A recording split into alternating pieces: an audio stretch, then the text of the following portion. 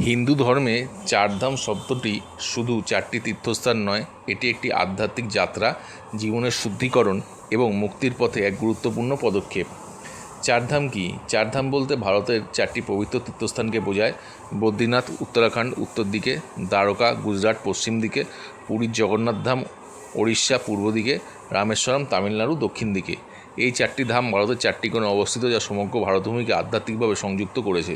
পৌরাণিক কারণ: পুরাণ অনুযায়ী এই চারটি ধামে বিভিন্ন দেবতার সাথে যুক্ত ছিল।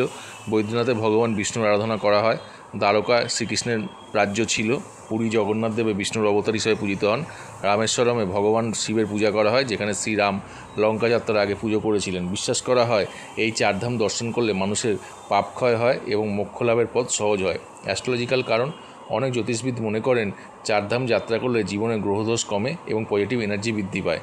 বদ্রীনাথ দর্শন করলে বৃহস্পতি উপকার পাওয়া যায়, জ্ঞান এবং ধর্ম। দ্বারকা চন্দ্র উপকার পাওয়া যায়, মন এবং শান্তি লাভ হয়। পুরী সূর্যের উপকার পাওয়া যায়, শক্তি এবং আত্মবিশ্বাস বাড়ায়। রামেশ্বরম শনি কর্ম এবং শুদ্ধি বৃদ্ধি করে।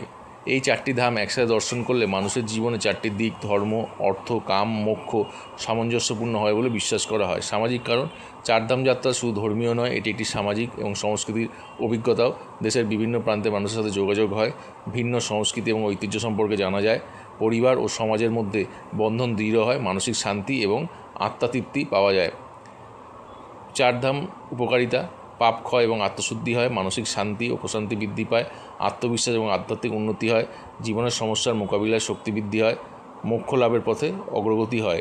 এই সব উপকারিতা মূলত ধর্মীয় বিশ্বাস এবং আধ্যাত্মিক অনুভূতির উপর নির্ভর করে। বৈজ্ঞানিকভাবে এর ফলাফল প্রমাণিত নয়, তবে মানসিক ও সামাজিক দিক থেকে এর ইতিবাচক প্রভাব অনেকেই অনুভব করেন।